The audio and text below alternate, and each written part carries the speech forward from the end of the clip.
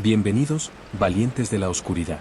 Antes de adentrarnos en historias que estremecen el alma, quiero contarte algo especial. Ya está disponible nuestro primer libro Sombras que no duermen, con relatos inéditos que podrás llevar siempre contigo. Encuentra el enlace en la descripción. Y recuerda, únete a nuestra comunidad, suscríbete al canal y activa la campanita para no perderte ninguna narración aterradora. Prepárate, la penumbra aguarda.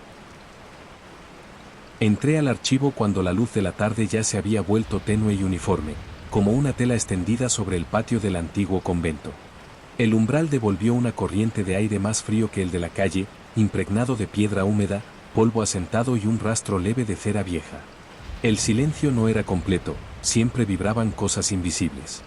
Los deshumidificadores susurraban con una constancia que me marcaba el pulso, y en algún punto del corredor metálico un tubo fluorescente soltó un zumbido fino, parecido al de un insecto atrapado contra el cristal.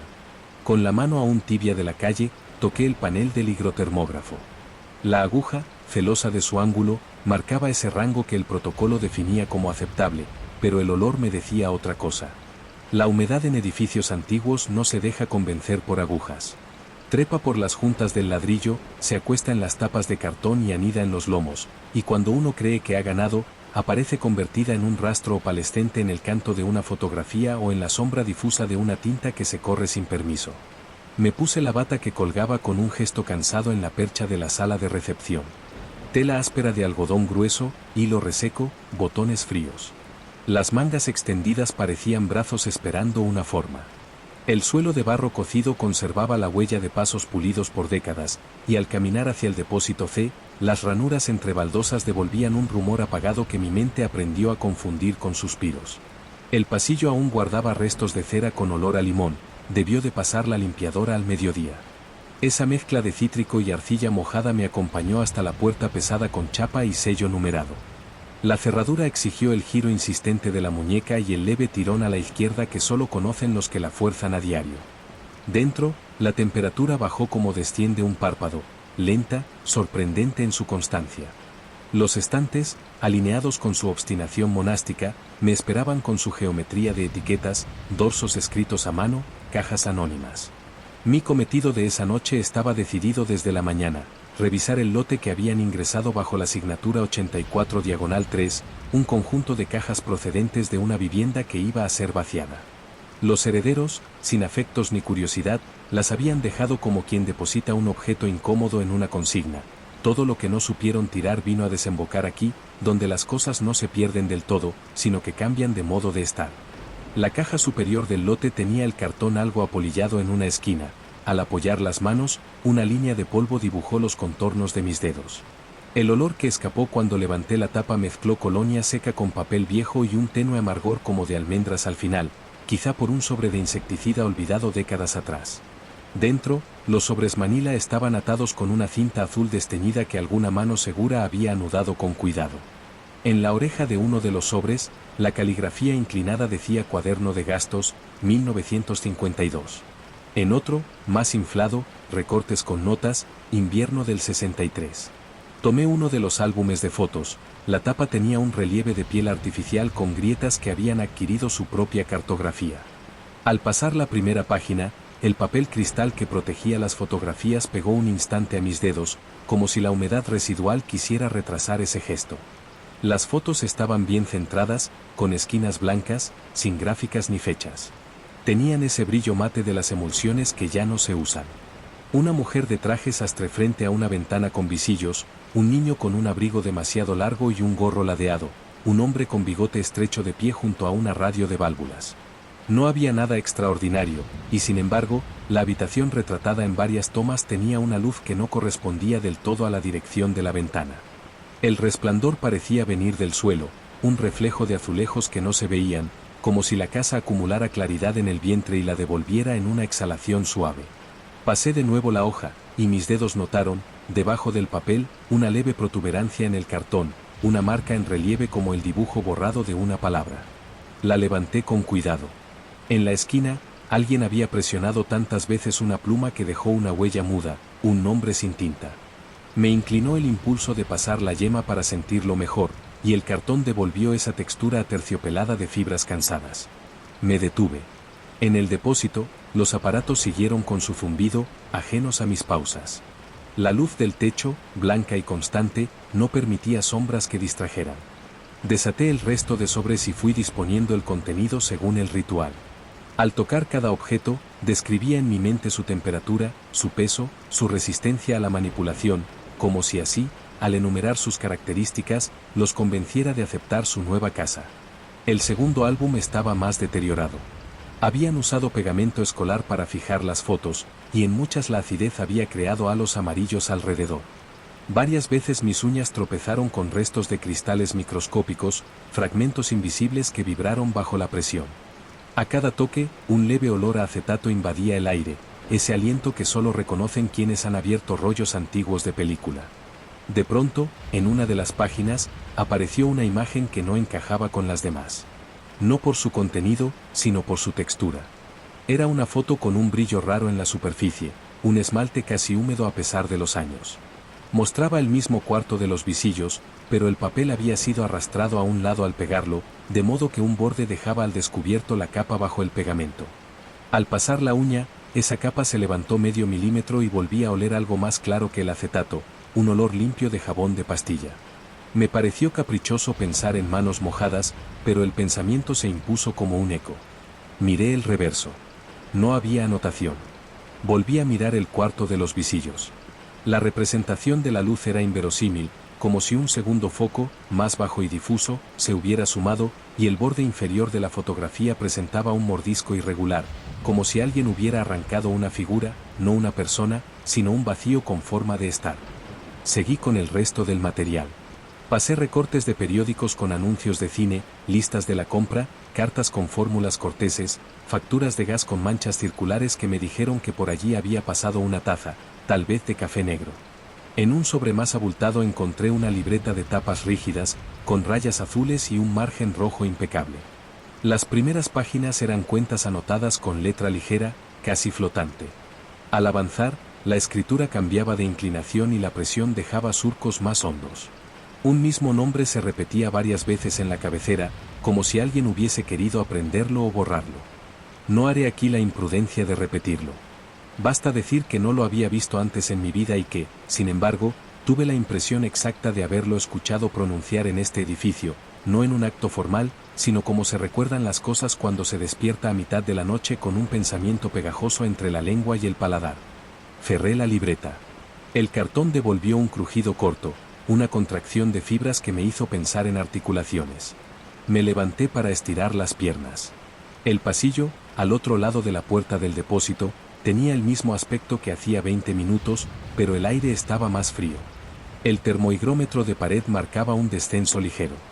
Los aparatos trabajan bien, pensé.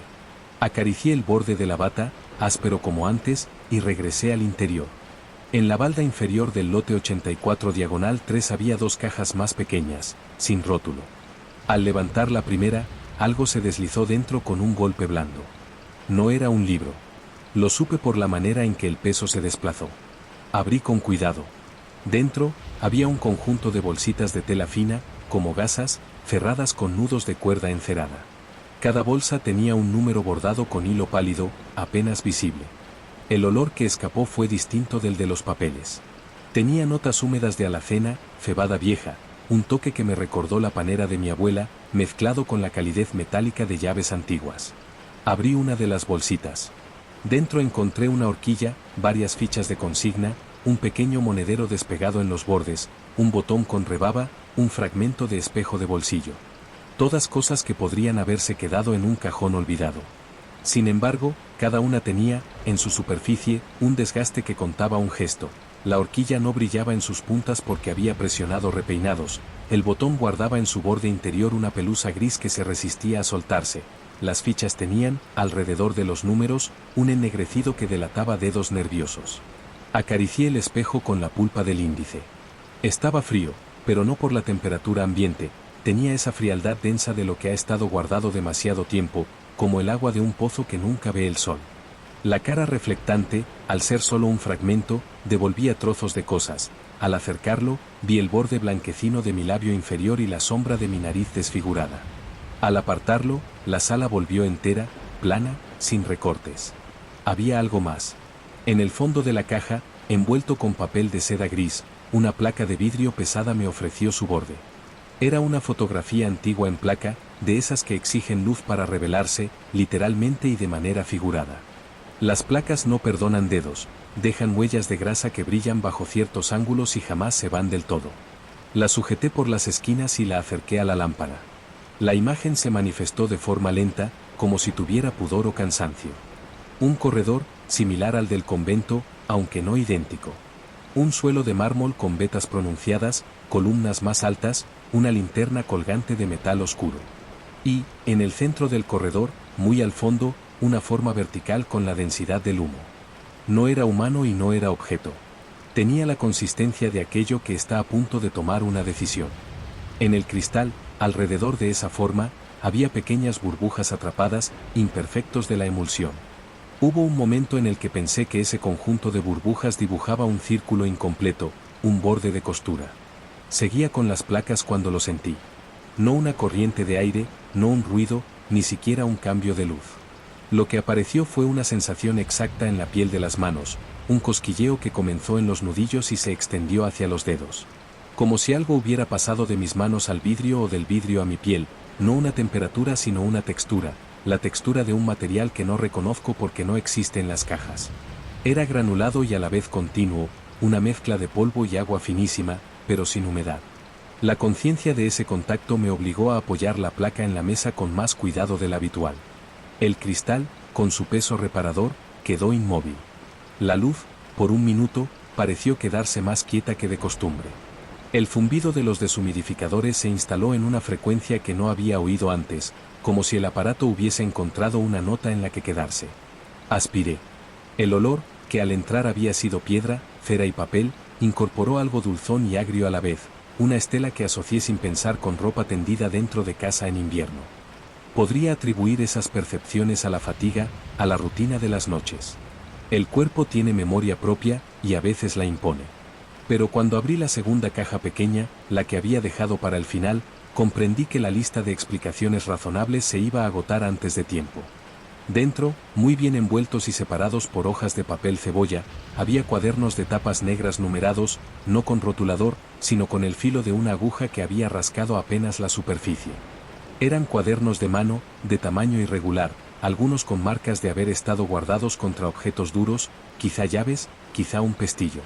El primero que abrí tenía una escritura apretada de líneas que a veces se curvaban hacia abajo y otras se veían interrumpidas por espacios en blanco inexplicables.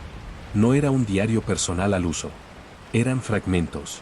Descripciones de sonidos, notas sobre la luz de la mañana en un pasillo, referencias a piezas de ropa, citas de palabras que alguien había notado sin la intención de recordar el sentido.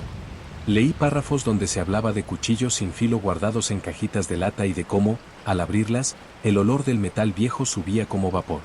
Leí sobre una lámpara torpe que hacía su propio mar en el techo, sobre el eco de pasos que no se correspondían con los de los habitantes de la casa, sobre un nombre que no debía pronunciarse.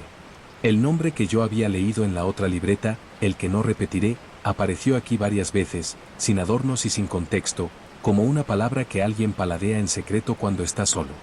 Me quedé escuchando. Digo escuchando, pero quizá debería decir percibiendo con el cuerpo. Los edificios hablan cuando uno se queda callado, y este, que había sido convento, escuela, oficina pública y archivo, tenía acentos que cambiaban con la hora. La noche le sacaba una tonalidad más baja. El aire se densificaba alrededor de las vigas, y el suelo devolvía vibraciones de cosas que ya no pesaban. Solo quien camina mucho por un mismo pasillo aprende a notar la diferencia entre su propio paso y un eco ajeno. Esa noche, el sonido de fondo estaba cargado de una regularidad sin origen, el oído se acostumbraba hasta que un silencio nuevo abría un hueco temporal. En ese hueco, mi respiración parecía ocupada por otro ritmo. No diré que escuché pasos que no eran míos.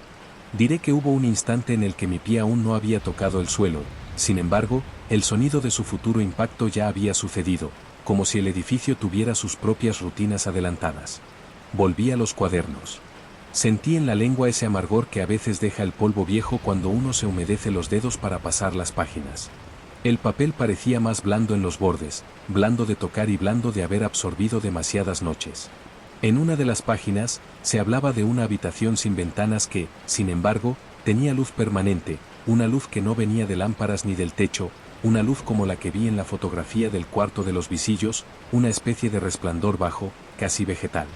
En otra, se mencionaba una pieza que no estaba en el inventario de la casa, un armario sin puerta al final de un corredor, donde quienes pasaban decían sentir la necesidad de detenerse a recordar sin motivo. El autor hablaba de una textura en el aire, de pelusas que no estaban en el aire, sino en las ideas. Había una referencia a un vidrio pesado que devolvía la imagen de cosas que no estaban frente a él.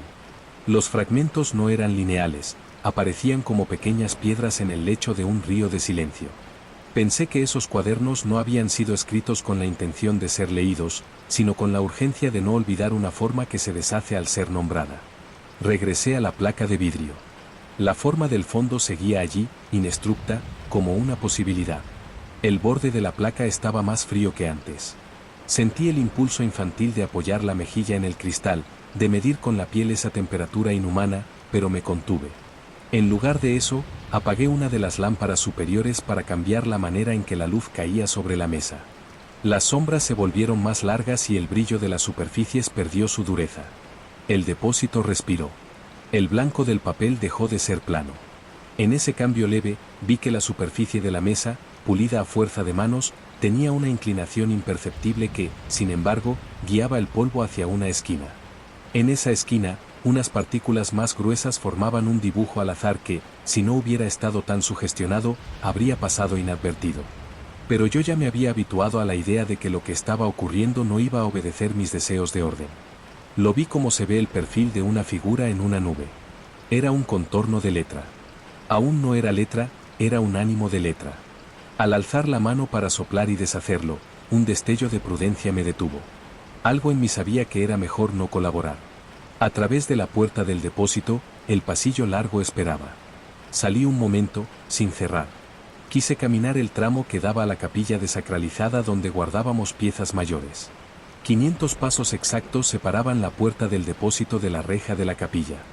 Los había contado muchas noches, convencido de que la costumbre hace al cuerpo dócil. Esa noche, los conté de nuevo. A los 120, mis muslos notaron una resistencia elástica, minúscula pero consistente, como si el aire se estirara. No era real, al menos, no en el sentido en que una cuerda lo es. Me detuve, toqué el borde de la pared con la palma, sentí el frío pulcro del estuco. Reanudé. La resistencia desapareció. Llegué hasta la reja. El interior de la capilla despedía un frío distinto del pasillo, un frío perfumado con cera al que el polvo se adhería mejor. Todo estaba en su sitio. Las vitrinas de madera con objetos rotulados. Los bancos apilados en la nave. La piedra con su temblor antiguo. Volví a cerrar los ojos un segundo para ajustar el oído. Nada. O casi nada.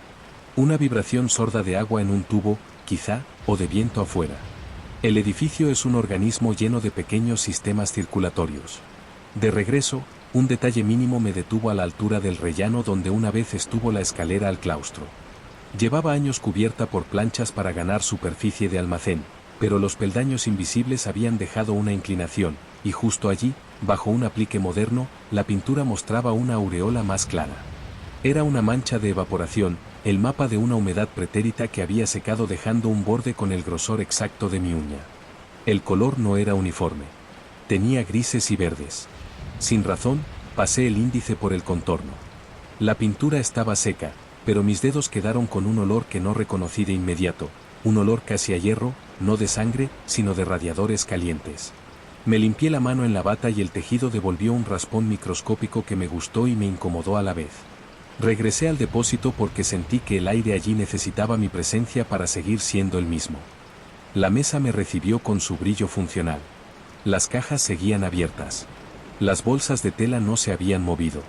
Sin embargo, en el borde de la placa de vidrio, el vaho de mi respiración había dibujado un arco tenue. No había respirado tan cerca. No había apoyado la cara. Aún así, el rastro estaba ahí, visible solo si uno giraba la cabeza en un ángulo preciso. Podría haberlo atribuido a una oscilación de temperatura, a la diferencia de humedad entre el cartón y el cristal. Decidí no atribuirlo. Me senté y tomé el siguiente cuaderno negro. La portada estaba rozada en las esquinas, con el cartón visto como una piel herida que se defiende. En la primera línea legible, leí una nota sobre la regularidad de ciertos sonidos, la manera en que se vuelven compañía hasta que el oído deja de identificarlos. Se hablaba del peligro de confundir constancia con cuidado, de cómo lo que acompaña sin intención puede llegar a sujetar. Más abajo, había una descripción minuciosa del olor de una habitación después de que alguien se ha peinado sin dejar cabello en el peine. Ese olor, decía la nota, es una mentira sin maldad. Pasaron horas. Me lo digo porque mi percepción del tiempo cambió de textura. No tengo reloj de pulsera ni uso el del móvil cuando trabajo en depósito. El cuerpo toma referencias más arcaicas. El calor de la nuca cambia de lugar, la saliva se vuelve más espesa, los ojos piden agua. La luz, aunque no varía en intensidad, parece hacerse más densa, como si la superficie de cada objeto estuviera cubierta por una membrana a punto de ceder. En una de esas dilataciones, la caja vacía del primer álbum se movió 1 centímetro hacia la izquierda. No escuché el desplazamiento. Lo vi en el cambio del borde respecto a una mancha de la mesa que siempre he usado de referencia. Luego, al mirar la fotografía del cuarto de los visillos, noté que un pliegue nuevo en el papel cristal dejaba ver 1 milímetro más de la esquina. Ese milímetro, que a otra hora habría despreciado, fue como un tirón en mi piel. Me incorporé y sentí un crujido en la espalda. El edificio hizo el suyo, unos segundos después. Suele decirse que los fantasmas pertenecen al agua o a los espejos.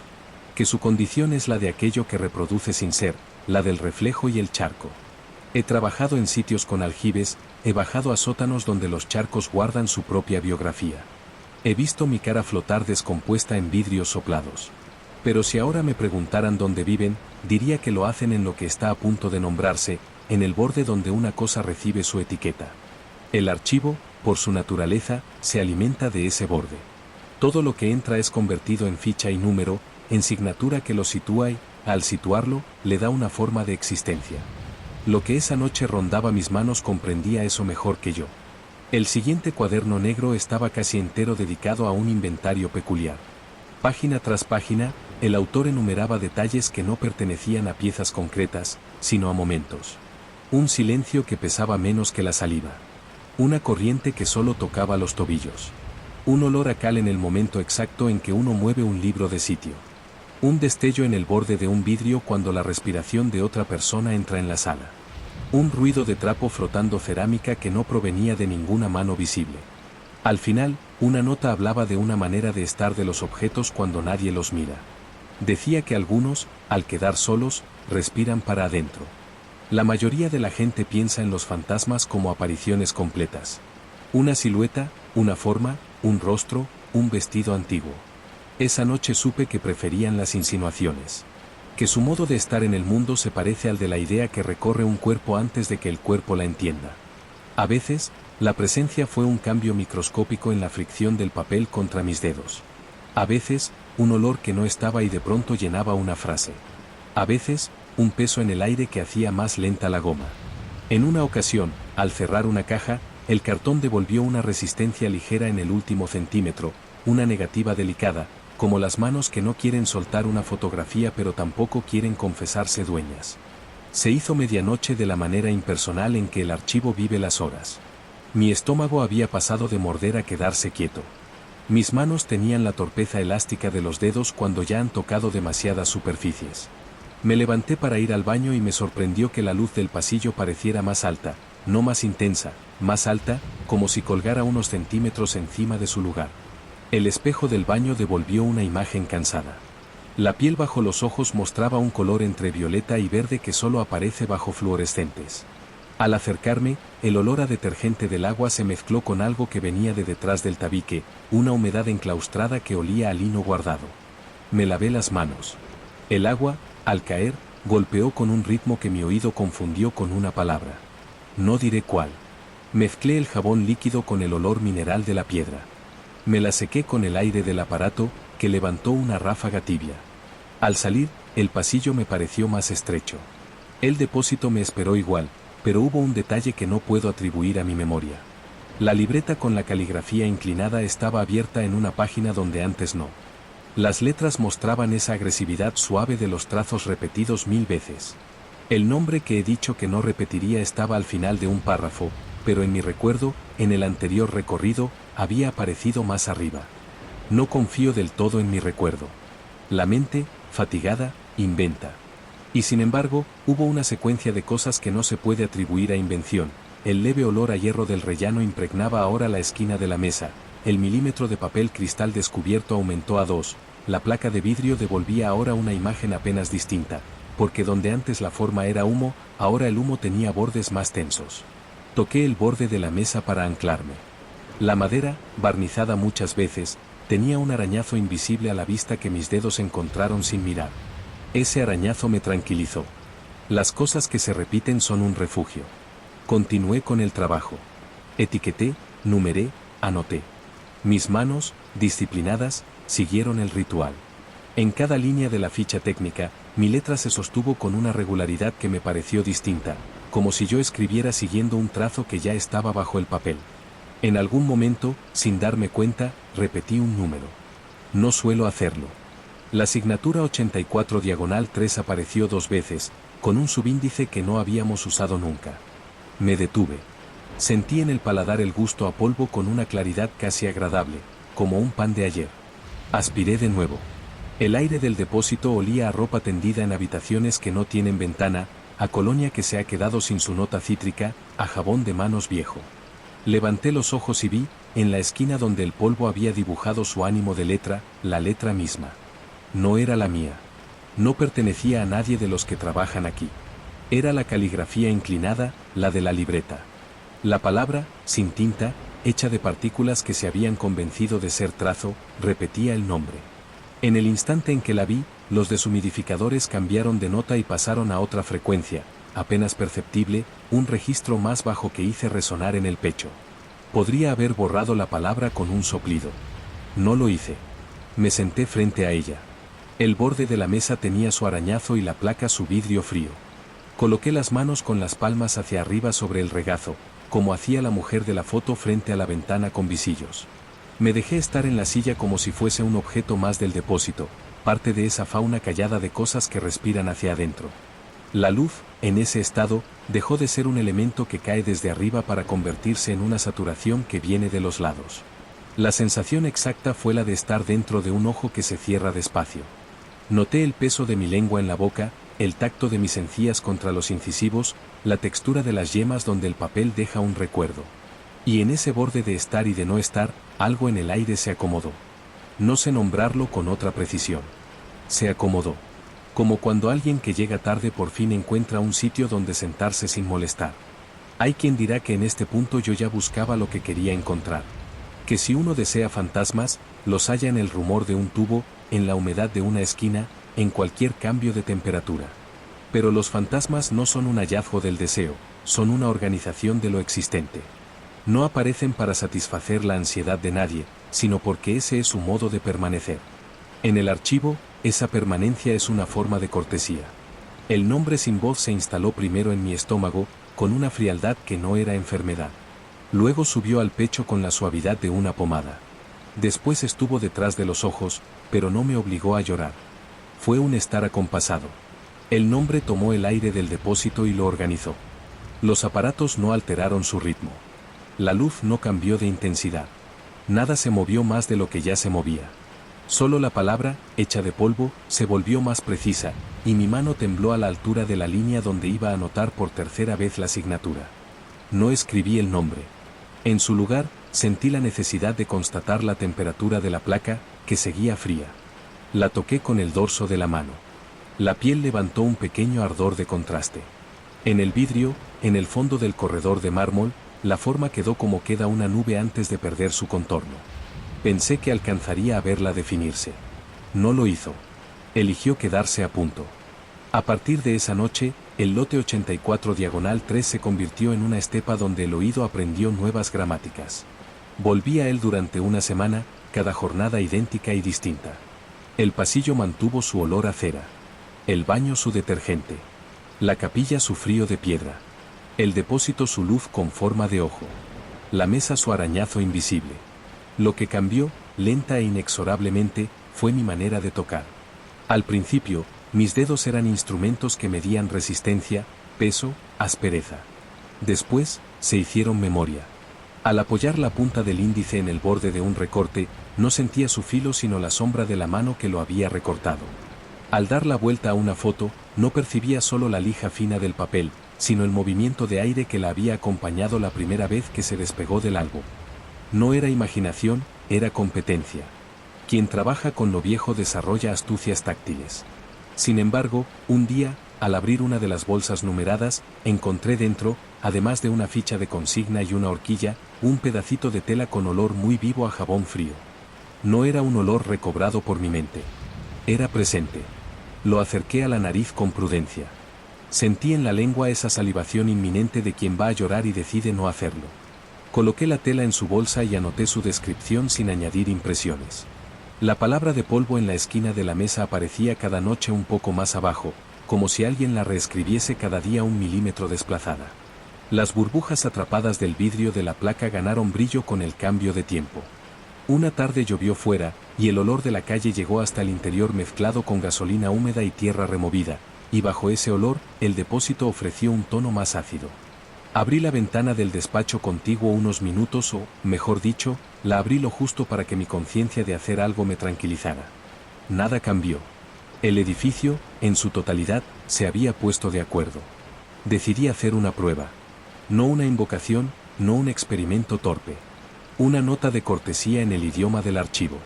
Escribí en una hoja en blanco la frase de control que usamos cuando definimos una subserie. No diré la frase exacta. Reconocible para cualquiera que haya trabajado entre cajas y catálogos. La dejé en el borde de la mesa, con el lápiz encima, como hacen además los que esperan que la página no salga volando. Fui hasta la capilla, conté los 500 pasos, me detuve en el rellano con su borde de humedad seca, puse la mano un instante en la pared, olí el radiador que no estaba encendido. Volví. En el depósito, la página no había volado. El lápiz seguía encima. Estaba rotado 1 grado. El trazo grueso había dejado una marca mínima en la fibra. No parecía una intervención. Podría decir que fue el resultado de la vibración de los aparatos. Podría.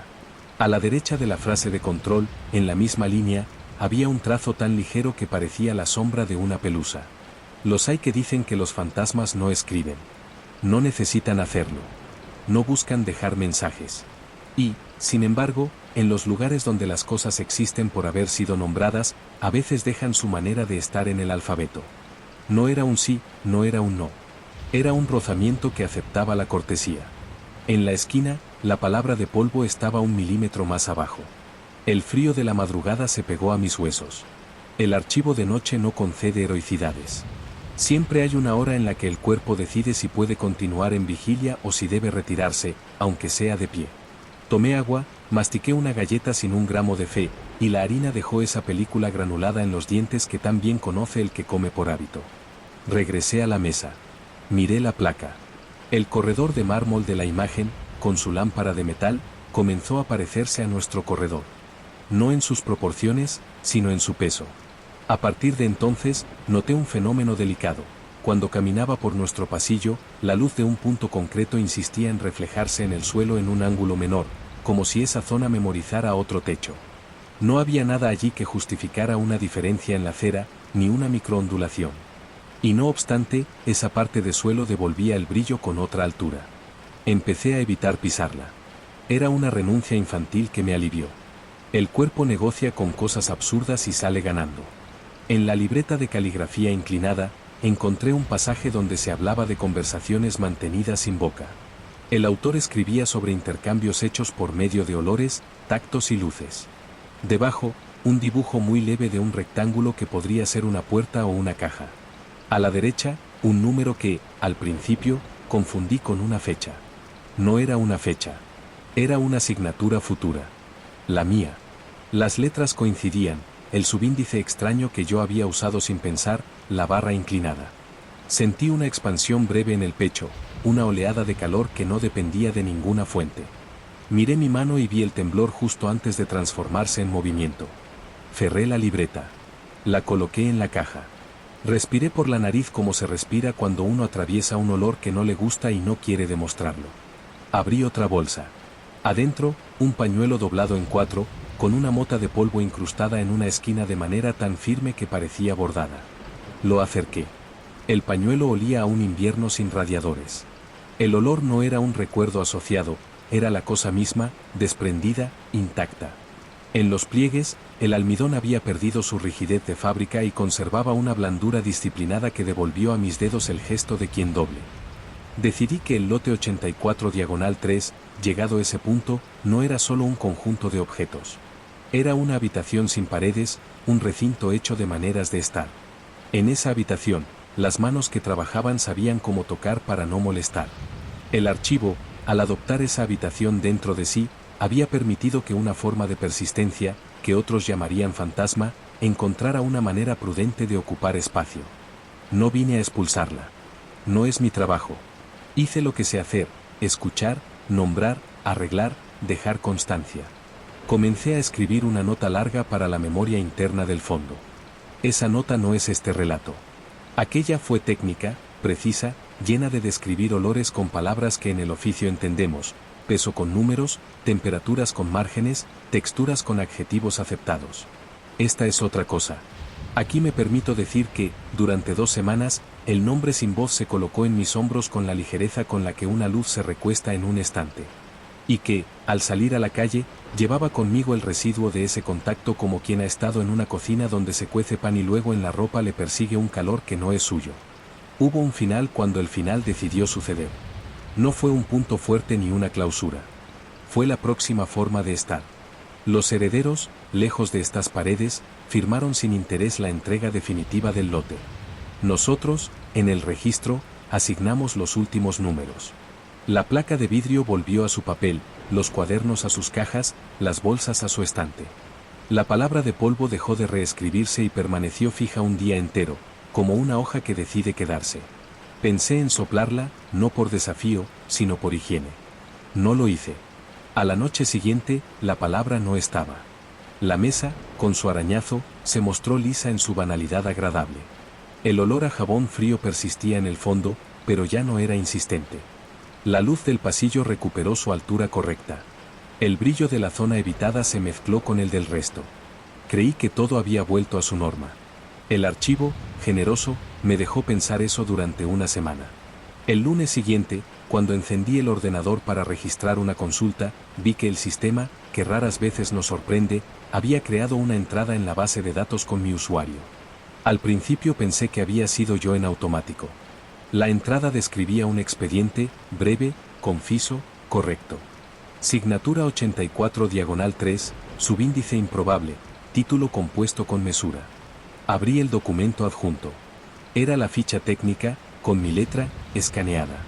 Tenía el formato exacto, las descripciones precisas, los olores traducidos en palabras. Al final, una nota. No era de mi mano.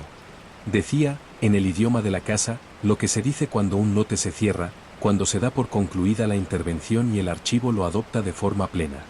Esa nota, en su formalidad, llevaba dentro una frase mínima, apenas un cambio en una preposición, que no usamos desde mitad del siglo pasado. Una de las gaitas internas del oficio. Al leerla, sentí en la boca ese gusto de polvo amable y en la piel el cosquilleo de mis primeros minutos con la placa. Fui hasta el depósito. Abrí la caja. Todo estaba en su sitio. Olí la gasa de una bolsa. Solo papel y tela. Volví a mi mesa. En el borde, donde la palabra había sido, un rastro casi imperceptible de partículas más claras dibujaba ahora el contorno de otra cosa. No era un nombre. Era una firma. Una firma incompleta, como la de alguien que ha cambiado de mano. Desde entonces, el archivo y yo nos hablamos de otra manera. No hay espectáculos. Las lámparas no explotan. Las puertas no dan portazos. Nadie deja mensajes en espejos empañados. Hay, en cambio, una continuidad de presencias que se manifiestan en decisiones pequeñas, y en noches en que las cajas pesan medio gramo más, y en mañanas en que la cera retiene el brillo un poco más hacia el centro, y en tardes en que la tinta tarda medio segundo más en secar. A veces, alguien que viene a consultar nos pide un expediente que supone encontrar en otro fondo, y al llegar mi mano a la balda, el lomo que busco se ofrece con una docilidad que no toda organización explica. A veces, al andar por el pasillo, mi pie esquiva sin querer el lugar donde el brillo fue distinto, aunque ya no lo sea. A veces, al cerrar los ojos en el baño, la palabra que no debo pronunciar se coloca detrás de los dientes como una canción que no se va, y sin embargo, no la digo. Las cosas no han terminado. Un archivo no tiene finales, solo avances y pausas. Por eso he decidido dejar esto escrito de una manera que no comprometa la memoria técnica, pero que a la vez permita a quien entre en el depósito entender que aquí se habita en compañía. El lote 84/3 ya no me pertenece en la manera en que algo pertenece a quien lo atiende. Es del archivo, y el archivo, con su paciencia mineral, lo ofrecerá a otras manos y a otros ojos que aprenderán su manera de estar. Yo sigo en mi mesa, con la bata áspera, el arañazo invisible, el olor a cera que cambia según el día, la temperatura de la placa que ya no toco, los cuadernos que abro cuando nadie lo necesita, la cortina de visillos de una foto que a veces encuentro en otras fotos que nunca vi. Si alguien decide, en un futuro, consultar este relato para entender algo de lo que guardamos, sepa que lo que llamamos fantasmas no son visitantes para ser vistos ni historias para ser contadas en voz alta.